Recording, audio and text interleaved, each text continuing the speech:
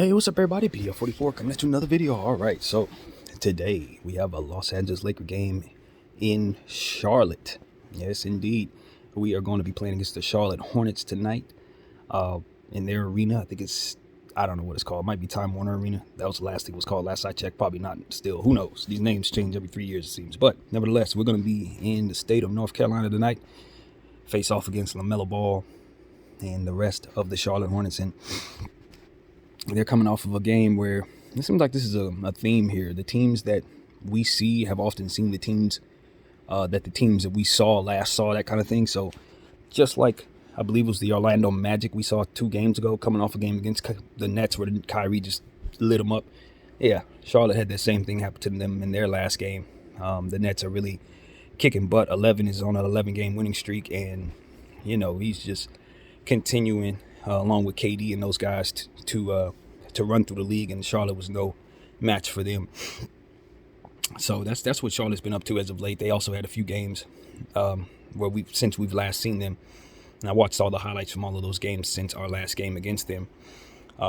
They played the Portland Trailblazers, lost that game. Played against the Golden State Warriors, lost that game. Played against the Thunder, got a victory there. And there was another game I think they played too. It's slipping my mind. But they've played several games, and they've only won one since they saw us. One thing that's been poignant about their team as of late is that Terry Rozier has not been able to hit shots very well since we saw him. Now, he was killing it against us. It was his first game back from injury, and in that game, his efficiency was pretty solid. He just really came in and just put them over the top, provided so much talent against us in a situation where we were really not having the greatest night, but we still had an opportunity to win the game. And we just missed a boneheaded 3-on-1 fast break situation where, of course, we weren't able to turn the ball over. And as a result, LaMelo Ball was able to get a clutch game-winning 3-point shot against us. So that was one of them games we felt like we should have won, and we want some revenge tonight on their floor. We want that back. We got to get that lick back, man. And that game, just like the Indy game, just like the Boston game, just like the Philly game, haunts us. And with our team being 15-21, I believe is the record. 15-21 or 16-21, I forget. It's one of the two. We need to find ourselves winning basketball games right now. Beginning of January needs to be a winning month for us if we're going to win this battle against being a garbage basketball team. We need to win these games that we're in right now. A game like Charlotte, where if you look at the last 10 games, compare the two teams' averages, we're actually a better team than them in just about every category in the last 10 games. We need to beat them tonight. They're not better than us. We need to beat them. Now, what is understood is that Kelly Oubre's been in and out of the lineup. He has some type of hand injury. He came back for a quick minute against, I think it was Portland, balled out, and then has not played since. So I don't know what's going on with him not being able to stay on the floor for them. But when he does ball out, he's one of their best players. So hopefully that holds up and we ain't got to deal with him. For us, from what I understand, Anthony Davis is coming along well. They like what they're seeing. All the news is positive. I'm very skeptical. I don't believe nothing, but I'm telling you what they're telling us, that they expect him to be back very soon, probably before the end of the month. So we'll keep our eyes open and we will keep our expectations low. So that's all I got to say about that. Hopefully he'll be back. For the time being, we got to work with what we got, and our guy Thomas Bryant has really filled in well with that big man position. 17 big boards in the last game. I don't think he's missed but maybe 4 shots since we started playing him well. The dude doesn't miss at all. The defensive side of the ball, we've had a lot of complaints about, but he does so much on the offensive end that you see him as an asset out there. And he's just doing a great job on the boards, man. And that's what we're going to need tonight. The last time we played the Charlotte Hornets, they did not have a young man by the name of Mark Williams in rotation for whatever reason.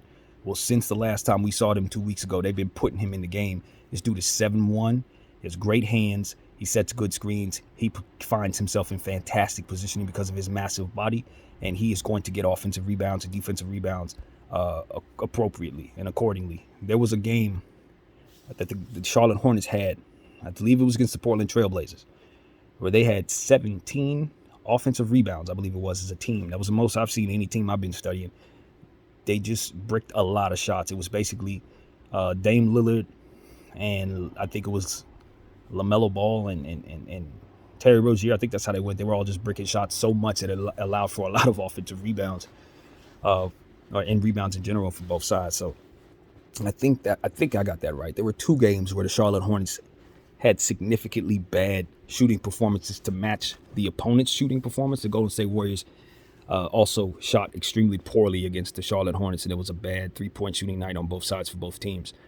And so you could just clearly see that their rebounding is a big deal of what they're doing, and 3-point shooting is also a big deal.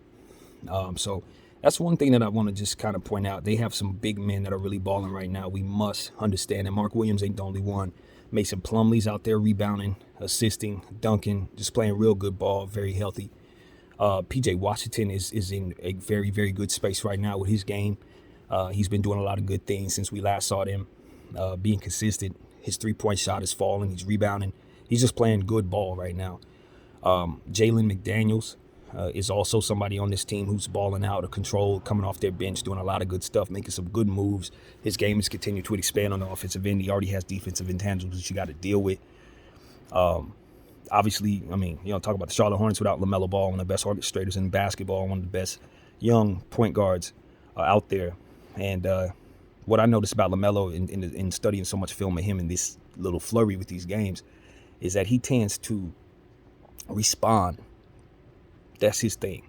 If you did some highlight, chances are he's coming down the other end to respond to the highlight.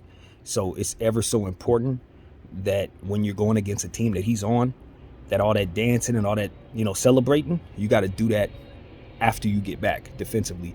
And you got to be on absolute guard, because chances are if he's seen you do something that got your crowd going, he going to want to one-up it or match it. It's just his nature. He's that kind of dude. And so that's what it is. If you make a mistake, just like he did last time, he'll hit you with the game-winning shot, no problem. This is somebody who rolled out of bed, an all-star, basically. Like LaMelo Ball is somebody who was born to play the game of basketball. We know that. And he doesn't have too many holes in his offensive game. He's going to find the open man. He's going to make the play necessary. He's going to hit a lot of shots, even though his efficiency hasn't been here and there. He's going to rebound the basketball at a high clip. He's going to ball handle and do things to help his team. Extra passes, hockey assists, all of that stuff. He's very, very, very gifted. And if you're going to deal with him, you just got to understand that the best way to handle him is have him working defensively. He is not as good a defender as Lonzo. Lonzo's a gifted defender. Melo's more so a guy who's makes all of his money on the offensive end and will occasionally get a defensive play. He plays defense pretty well, but it's not like a gift like his big brother. So that's what you got to do. You got to try to get him into a position where he's trying to backpedal, where he's trying to put himself, he has to sit in the chair and ultimately have to guess where people are going. If you could put somebody on him that can dance, you may be able to have some success, because Kyrie Irving, of course, was isolated on him. And of course, Kyrie had a lot of success, but Kyrie's going to beat everybody up. So that's not really fair. But at the end of the day, if you have a dynamic player, I think that's the best defense against LaMelo, is forcing him to try to play defense. That's not necessarily his greatest strength. But if he's out there with no foul trouble and he has the ball in his hands, he's making other people better and he's hitting shots. So maybe try to turn him into too much of a 3-point shooter. Try to force him to shoot more. He could break you down, obviously getting the paint finish very well, hit free throws. So you have to respect all aspects of his game, of course. And, he's just a tough matchup. We're very fortunate that he's not on a more talented basketball club, because he would be much more of a headache. That's what it really comes down to. Gordon Hayward is somebody you always have to pay attention to. Obviously, he's on a big-time contract, so a lot has been said about the Hornets and the Lakers possibly making a move for him or other players on this team. And I expect for him to try to suit up, play well at home, comfortable, hitting shots as of late. He had a big 3-point shot in one of the games I was watching the highlights of. He was very much instrumental in helping LaMelo Ball off ball by just continuing to hit big shots and keeping that defense honest around him. So I look at Gordon Hayward as somebody who's always a very dangerous player, who has massive play ability, but more than likely he's just going to kind of play a little, backseat role to the other players on the team. But at any moment, if he starts feeling it, it doesn't necessarily have to stop. He could do that all night long, go and end with 45 points, 10 rebounds, and 10 assists. We've seen him do something like that. So it's one of those situations where it's like, though you never actually expect that, anybody can have the game of their life. When you got a guy like Gordon Hayward who's kind of laying dormant as a role player, when his skill set is that of somebody who could do a lot more, you just never actually feel comfortable when he's on the floor. Kind of the same way I feel about Terry Rozier, to be honest with you. They have lesser roles on this team than what their skill sets actually are. And since a team is a bad team, it's just kind of redundant in a way. But nevertheless, that's what the case is there. And so because of it, you just always wonder, is this going to be the night where they just turn into their old self on you, and then you have to deal with them in a big major way? So you never know when that's going to happen. But there are other players with bigger roles, and they got a lot of young guys, so they're going to try to feature them regardless. So that the chances of that happening are very low. But it's possible. That's the point. I always try to keep in mind of players like Theo Maledon who are on their bench. They play well. Sometimes when we have to face Theo, he's often doing good stuff against the Lakers. Back when he played for the Thunder, he was somebody that stood out for them when they gave him minutes. He would hit threes and stuff like that. So I keep an eye on him. But my main focus with the Charlotte Hornets is just, reminding myself of so much talent that they have. You look at a guy like James Bouknight, and that's what we learned last week against this Hornet team. That they were able to throw a more talented talent on the floor than we were able to at that time. They just had better players. You know what I mean? And because they were playing everybody so healthy, even though Kelly wasn't there, they were still able to push passes. So this is a situation where we have to come strong. We need LeBron James to continue to play the level of play that he did against Atlanta on his birthday. 47 points, one shy of a triple-double on the assist column, I believe it was. Phenomenal basketball game. We just need him to continue to look to be as aggressive and, be as motivated as he was against Atlanta tonight against Charlotte. And, that's the thing. It's like, for big play circumstances, great players arise. But for our circumstance right now, every game has the same level of importance because of where we are in the standings. So while I'm super happy that we were able to capture a big moment against Atlanta and everybody was fired up to do it for motivating reasons, the Lakers need to be a more self-motivated basketball club as it pertains to their circumstances and bring that same exact energy, intensity, and competitiveness to every basketball game. Because at this point, not bringing that competitiveness to one single basketball game can negate every other game after this because of how serious we are facing elimination in regards to our comparison to other people now, other teams. Now, what we're doing right now is as I was listening to the Kaminsky brothers talking about our standing situation, the Timberwolves are kind of slipping, the Jazz are kind of slipping, and we're right behind those teams. So it looks like the other teams are going to kind of help us if they can continue to struggle. Get out of the way and let us get into that play-in tournament spot where we need to be. But at the end of the day, if we're only waking up for the big games or we're only waking up for the big play moments and some of that other stuff just goes by the wayside, like our strategy did against Dallas and some of the other strategies that I've just noticed don't give us the best competitive way, we will not ultimately reach a space where all of this effort was ever worth it. You understand what I'm saying? Like, if you ain't gonna show up for every play with the circumstances you got, you might as well show up for no plays, because at this point everything really, really, really is important. So that's what I want to say to the Lakers. I appreciate that they showed up for the big game against Atlanta. I appreciate that they showed up for all the big games with big players, whether they win or lose, they show up. But I need them dudes to pretend like KD and Kyrie's on the floor tonight. I need them dudes to pretend like they're going up against some of the greatest players to ever play, because every night that level of intensity is required for our average basketball team to beat solid basketball teams and good basketball teams. You see what I'm saying? It's like, if we come in being ourselves, we're going to be average. But if we come in with the intensity of every opponent is our final fight, like every game is a finals match, and you take every possession with that type of intensity, you could train yourself to take on the stresses that come your way, regardless of how serious they get, as the season continues to close. If we keep that mentality now, it ain't going to be no adjustment to get into the playoffs. It ain't going to be no adjustment to get in the play-in tournament, because we playing with our backs against the wall in January. You see what I'm saying? You got to psych yourself into understanding the importance of every possession in every game, while having the balance to understand that you got to be next play up. You know what I mean? When things go wrong, you can't let the failure and the feelings of that failure ruin the next play. And so the balance and the sweet medium for our team, given the fact that we are a lesser basketball squad, is so important. Our three-point discipline, our defensive discipline, our rebounding discipline, all of the different disciplines, free throw shooting discipline, all of that needs to be something that we have on the forefront of our minds, that we have to work toward fixing. Our matchups, size disadvantages, all these different things truly do connect to one another. And if we're going to show competitiveness in one area and not in the others, our math isn't adding up, and ultimately we're not going to be pleased with our effort. And that's really what we're measuring, not necessarily wins and losses, but what we can control. Because ultimately, if we do all the things that we can control the right way, we'll do that more than the average opponent and we'll win by default. So that's what it's about. Most teams ain't that damn smart. You just got to beat them. I look at half of these teams that shoot bad. They're shooting 3-point shot all kinds of different ways without any discipline whatsoever, and then they wonder why their possessions go by the wayside. Charlotte kind of has that issue to a degree, but they also tend to score in different ways because they do have other players like Mark Williams, like PJ, like Gordon Hayward, like Terry, who will slash, like LaMelo. They will slash. So, if they don't fall in love with the three-point shot, they're a much better basketball team, but they do have three-point shooters that can afford them the opportunity to park it back there and launch, unlike ourselves. So we just got to be a lot more disciplined in every way to beat this team.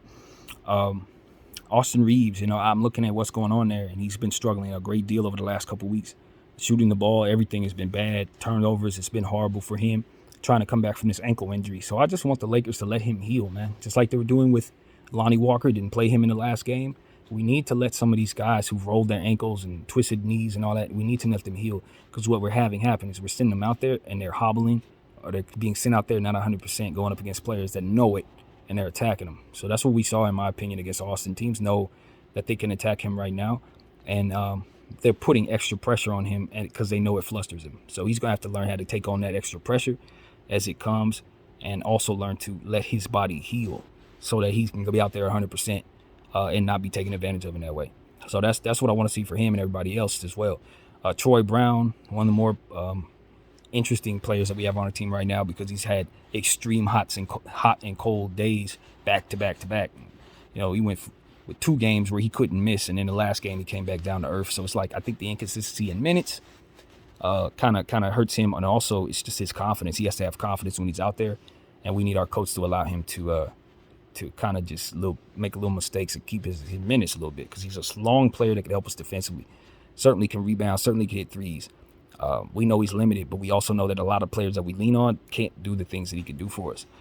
So I think it's important we continue to instill confidence in him, and it's important that he continue to be confident in himself and make those shots, and just continue to take them with confidence, rather. So Russell Westbrook is another guy that we want to talk about, because he's been so very good off the bench for us since he decided to take that role, and we are a much better basketball team for how he's been playing as of late.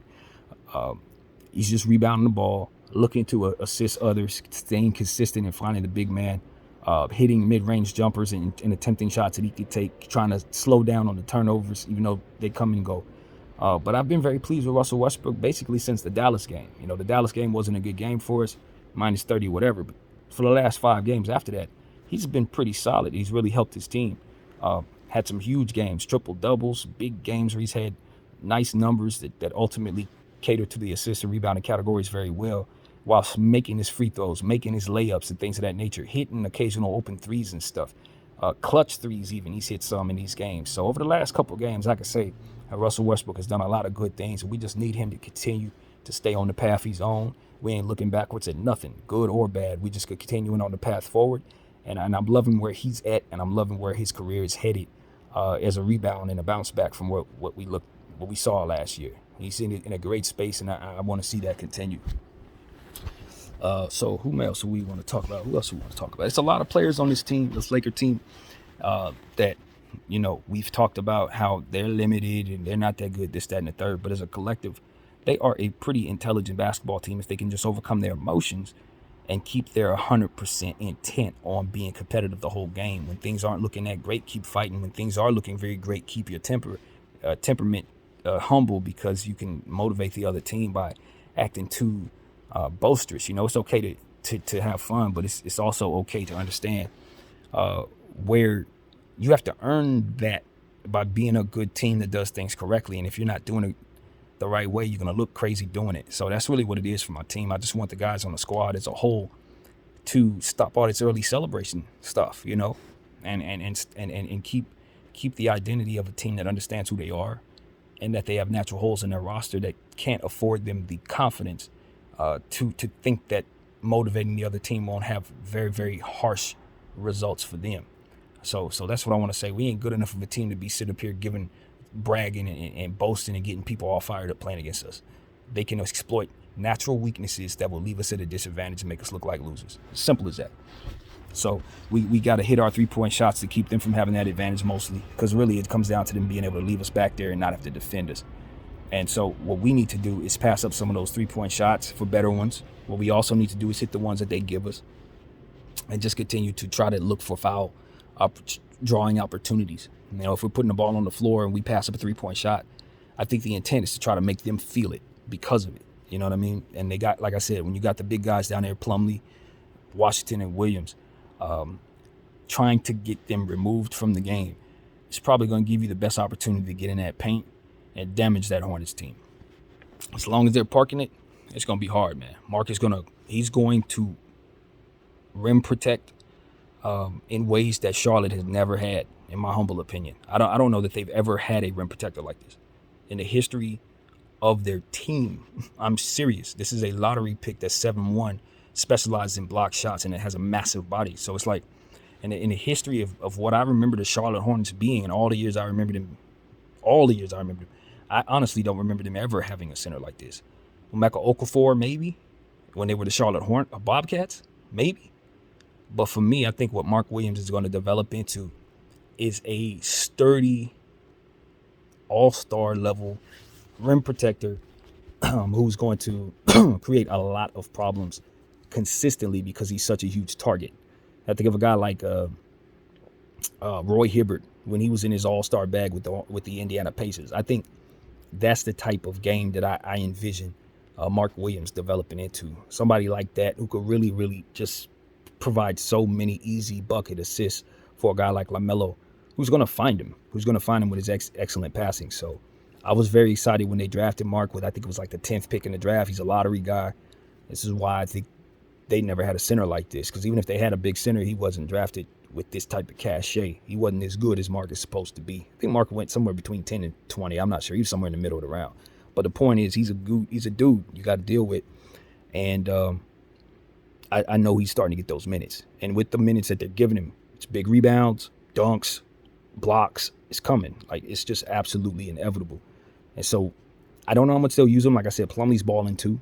And if Plumlee's, the way that Plumlee's moving, he's probably going to eat up most of the minutes.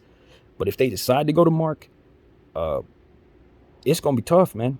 Like Thomas Bryant is going to have to stay out of foul trouble. He's going to have to make that boy work on the defensive end, rather. You're going to have to, it's going to be about TB, doing his thing against Mark and winning that battle for us. If we happen to find ourselves in a situation where Mark has a big role, that's the story. But it's no way of knowing. They got so many options. They got so many ways to play. More small players on the floor. They probably want to space the floor a little more. So I don't know what their vision for Mark is. He's kind of a yesterday's kind of guy, given the fact that he don't really shoot the three, to my knowledge. But even so, I look at guys like that. It's like, even in this era, the way my mind sees the game, guys like that can still very much eat, because they're going to get easy second chance points, easy buckets for good shooters on their team. So that's what it was. Mark was getting all kinds of rebounds. The other guys were getting all kinds of rebounds against the Charlotte Hornets because of so many missed shots. So, boxing out is everything against a team that has some unsung, talented big men. And that's the focus for me, even though they have all these dynamic guards like Melo and Book Knight and, obviously Rozier and Hayward. Oubre, who's a forward, but he plays like a guard. They got guards all over the place that can cut you up and spit you out. But those bigs, that rebounding ability and PJ's ability to stretch the floor, and then guys like Kai Jones off the bench, and of course McDaniels as well. This is a very, very potent basketball team with all the size necessary, all the shooting necessary. And if they could ever just put it all together at the same time, I do believe it's a playoff team, especially if Miles Bridges is a part of it. Knowing what he brings to the table, thank God we ain't got to deal with him tonight. And you couple that with Oubre's piece on top of that at the forward spot, I think this Charlotte Hornet team, this is a very unfortunate situation for that, because I think this could have been a breakout team in the Eastern Conference. It just never was meant to be, because that piece would have took them over the hump if he played like he did last year. Super efficient on both sides of the floor, basically an all-star last year. Lockdown defender, highlight, easy bucket guy. If he was a part of this team, this is a different type of Charlotte team. We might be talking about a Charlotte team that's in the top 8, top 6 maybe. Seriously. So that's what it is. The fact that he was removed gave them yet another bonus tank season to where they could stagger out their players and not pretend to be as talented as they are and tank and try to hopefully get Wembanyama, which I don't think would have even been in their plans if Miles Bridges was signed on time with the contract that they planned on giving him. I think they would be going full speed ahead, and they would be basically the Sacramento Kings East, a team that you know is about to do something good. So I expect that type of play from them, even though Miles obviously ain't out there, Kelly ain't out there. They still got enough talent to give us trouble. You know what I'm saying? As they did last week with the same group of players. So if the Lakers don't play any better than they did then, it ain't gonna work. You know, against the Atlanta Hawks, our 3-point shooting was not so good for against, you know, with different players that we had. Austin Reeves, a few others that didn't really shoot all that well. We got away with it, but I don't think we could shoot that poorly. Succeed. You know, 16 turnovers as well against Atlanta, I believe it was. Hard to succeed when you're giving up that many boards against these type of bigs. One of the reasons why we were able to beat Atlanta is because we could afford to go small against Atlanta without Clint Capella down there. We could have a little more success on the boards. You know, Tom was able to eat up boards because Onyeka was the only real rebounder down there. Collins, you know what I mean? That was it. They're real thin. This ain't Charlotte's issue, as we've talked about right here. So we got to make sure that we respect size. Guys like Wenyen Gabriel, JTA, we're going to need them. You know, JTA has been killing it. His numbers from a plus-minus perspective over the last 2 games since coming back has been really, really impressive. He's rebounding the ball. He's assisting the ball. He's now hitting threes, which is something that I'd forgotten we were excited about when drafting, or rather picking him up for the Golden State Warriors, NBA champion, was the fact that he could hit the 3-point shot at a very high clip. I mean, in terms of its percentage is not necessarily volume. So with him being capable of shooting over 40% from the 3, I can once again see where the piece of his vision helping this conglomerate was in place, and it not being there ultimately catered to us sucking. See, that's another thing. It's like we have really, even though we don't love this roster, and this is the part that's very difficult to grasp, which is the point that I was always, you know, trying to make in various videos when I was talking about Rob Pelinka in a positive light. The thing that I was trying to say, and the thing that I always forget, is that these pieces, even though they're not good pieces, if they come together fully 100% healthy, they should, in theory, complement the players that we have on the squad. For all of the different weaknesses and strengths that they have, together, their pieces supposed to fit just right. But we've never seen that, and I think that that is what gets lost in everything that we assess about this squad, is that though this is a flawed thing in and of itself, the team is built to be 100% healthy, and if 100% healthy, should be able to compete. And I think that's what we need to focus on. I think that's what the team has tried to articulate to us in saying that we just want to see what we have, and we get frustrated when we hear that. But it really is exactly that, and that's just not something that's very easy to digest when considering this team and the struggles we've had this year for some reason. Especially for myself. So are we sure it's because we're missing this piece? Is JTA supposed to be the answer to this? Yes. If he's shooting 40% and he's rebounding, yes, he is. And that's kind of how that goes. Thomas Bryant is supposed to be able to stretch the floor some, rebound some. You know, Damian Jones is supposed to catch easy buckets and also be a rim protector, block shots for us. You know, Austin Reeves, a guy who's supposed to be able to make plays for others, play multiple positions. Troy Brown's supposed to be able to be a defender or a long wingy guy who can shoot 3-point shots. Like, we have pieces that are supposed to do certain things. If JTA is shooting 40% like we picked him up to be, look at what our team is supposed to be if that player is doing what he's supposed to do. You know, Dennis Schroeder's a big play player. If we use him properly, look what he can do. Patrick Beverly, if used correctly, he's a lockdown defender at the point guard spot. Like, we have pieces that should complement one another. But if even one of those pieces is missing, it's a wrap. And that's the problem with building this way. If even one of those mediocre pieces ain't in place, you got a massive hole down there. So it's like, that's the problem. It's built to be perfectly healthy and run as a unit all year long, perfectly healthy, when we both know that the players we picked up are not players that you can bet on being healthy. So that's where it went left. It's like, you can't possibly think this was the way to build with the players that we had. You had to understand that this was not going to work. And that's what it really boils down to. That's what it really does boil down to. Now, you're expecting 100% health from players that are expected to be injury prone. It's just why Rob shouldn't be here ultimately. It's what it boils down to. If you build this way, you knew that you weren't doing enough. And you let it happen anyway. So that's what it is, man. So as I look at this team, I think we have a 50-50 chance of beating the Charlotte Hornets on the road, man. We're on the road. We're going up against a team that has lost 3 out of 4. But the last game that they really handily won was against us.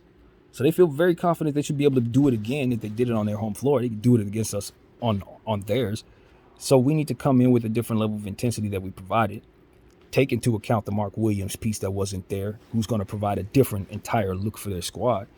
And be ready for what it is that they're going to bring to us, which is, I think, could be a potentially a high-scoring night when you consider the type of players that they're running out there. Terry Rozier, if you leave him out there to shoot, recent history shows us he ain't going to hit a damn thing. Now, I'm not saying leave him out there without paying attention to him if he starts hitting shots, but if the last 4 games are any indicator, he's going to be bricking like crazy. Just like we said about Porzingis from behind the arc, if it ain't falling, it's just not falling. So guys got to prove themselves to be out of a slump. And until then, they're in a slump. So I would play Terry Rozier with the intention of watching him closely. And if he's slumping like that, you leave him back there and let him do what he's going to do. Keep the ball out of everybody else's hands. Make him be the one that tries to kill us. Because the way it's going right now, he'll go 1 for 15. He'll let it happen. That's just basically what I'm seeing there. And PJ will do it too. He's one of those who, even though he's hot right now, he's one of them dudes that ain't got no conscience. If it's not falling, he will go 3 for 12, 3 for 13, no problem. So they have that type of lack of discipline. Oubre's known to do that from behind the arc. If he's not having a hot night, it's going to be 1 for 7, 1 for 6, even though we don't expect him to play. These are the type of things that the Charlotte Hornets have going on that ultimately keep them being a bad basketball team. They just don't know from individual to individual how to cut off the ineptitude when shooting takes place, it seems. That's what the stats are telling me. They just keep on shooting to no avail instead of using each other. I think this team needs to lean on James Bouknight a bit more. He's a naturally talented basketball player who can roll out of bed and do a lot of things. And I just don't think they know that yet, or whatever the case may be. I don't know if I could say that, but they're not using him the way I would use him based on what it is I know he can do. And even though they got a lot of guards, you don't have a situation where he shouldn't be in rotation. I'll tell you that. And this is the thing, watching them, studying them against OKC, unrelated topic, but very relevant for us.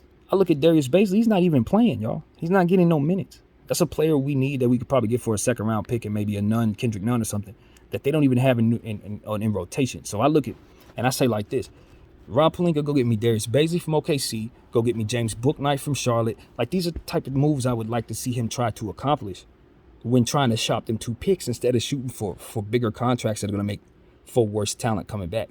Give me unsung hero. Give me a million different guys like that.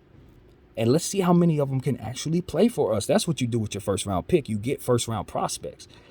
You know what I mean? Because that's what the first-round pick is a prospect that's underdeveloped that you believe has some upside that can help you, and then you draft them, you bring them to your situation, you make them your own. Well, that's the exact same thing we should do with our picks, just with second-year players or third-year players. You know what I'm saying? So that way we give ourselves the guise of having young players that fit the same timeline as the pick would if we're not trading the pick.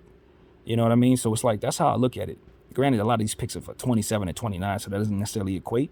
But at the end of the day, if you're going to use it now, you want it to be the equivalent of what a pick would be for you right now, which is a young player. So that's how you trade picks, not like we did for Patrick Beverley. Again, another situation we just didn't handle it correctly, because even though THT wasn't necessarily a first-round pick, he's the equivalent of that at this point, 2 years into his development, 3 years into his development, and a championship ring under his belt. He's the equivalent of a first-round pick right now. If you start to develop him as your very own, you got a lottery pick. If they drafted him now, that's kind of where he's at. So it's like you gave him away, Stanley Johnson, a role-playing piece that you still need until his very second, for Patrick Beverley, who's like 30 times older than those guys. And it's like, you're hustling backwards. Like, this is what we're talking about. That should have never taken place. That was a fireable offense. Rob should have been fired for that, yo. And it's like, these are the type of things that we're looking at. We're like, this is what we need to undo. This is what our team needs to undo. We need to go back and get players that have that type of upside, the same upside that we let walk out the door to get what we have. So that's what I want our team to do. Go get me Bazley. Go get me, Bouknight. Go get me all the young players that don't have no roles on these teams all over the league. That's what the Lakers should be doing. Give me the high upside players that don't have a role. Kai Jones, he ain't got no role in Charlotte. He'll be your starting power forward, backup power forward in 3 years. Like, these are the type of things the Lakers need to have an imagination for. And then they will find that those players will turn into them big contracts. Those players will turn into players they could trade for first round picks. Those are players they could use as good rotation players on cheaper contracts that ultimately give you that flexibility that the Lakers are saying that they value so much. So that's what I want to see the Lakers do. Either develop an imagination for this type of thing, or hire people who can bring this to the table, and let's get ourselves some value players around the league that are going to enhance in what it is that they are, and turn into something for us, so we can get something for them if that's what it's going to be. Instead of trying to trade useless pieces and hold on to pieces that are playing well temporarily, every time they play well now it's like, oh my God, now we can't ever trade them. Hustling backwards. This is when you trade those players. When they finally playing well, get them the hell out of here, because this is that one moment where they're actually doing well. We said that about AD. You think the Lakers would do that? The Lakers don't know how to do things correctly, and that's why they're in the position they're in. The players play well, to the best of their ability, but they're not able to do enough most nights, and as a result, they just go by the wayside. Just don't have enough on the floor, and this is how that happens. So as we go up against the Charlotte Hornets team, and I realize, we could do a deal with this team, and they're going to be looking to once again showcase players that we can possibly pick up from them. If there's a deal on the table where the Lakers can get Kelly Oubre, Terry Rozier, and maybe Mark Williams or something like that, if there's a world where that is the case and you could do that without giving up picks, that looks like something we need to take more seriously right now than we were taking 2-3 months ago, 2 months, even 2 weeks ago. Some of them deals has been on the table that we didn't want. It stands to reason why we should revisit what those deals can do for us at this point, because if those deals don't look all that bad for the future, if those deals actually look better in the future for the future than they look to me, then maybe they should be considered. You know what I mean? I don't know. I really genuinely don't know. But I always want to leave room for being wrong when it comes to stuff like this. And I just feel like some pieces that we could be trading for, maybe we're holding our hands behind our backs, hoping for something better. And sometimes that's not always the greatest strategy. Sometimes it's not, And so I just want to make sure I leave balance here for that. I want to hold on to my picks. I would like to do a deal that makes us better without giving up picks. So let that be what I say here. So that's what I got, man. The Charlotte Hornets are coming up. Obviously, they've lost their games against everybody except for OKC lately, so they're going to want to bounce back against us. They know we're not the greatest team, even though we beat the Atlanta team. They know that there's an opportunity for them to get a victory at home if we don't show out. Patrick Beverley's been playing well as of late.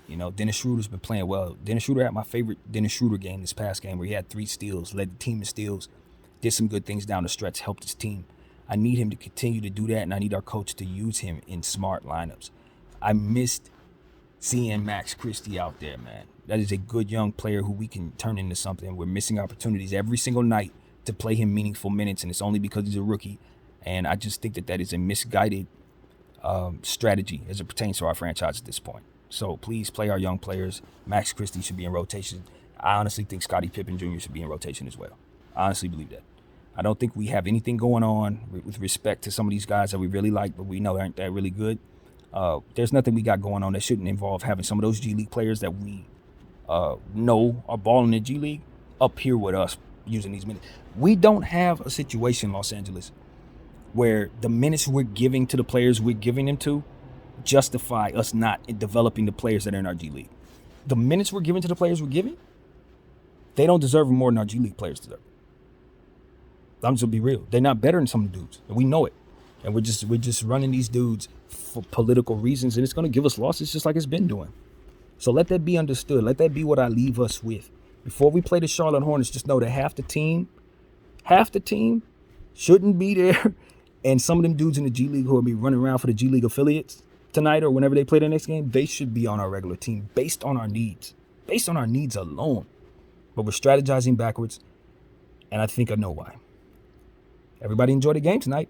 BDF 44. I thank you all for watching. I'm out.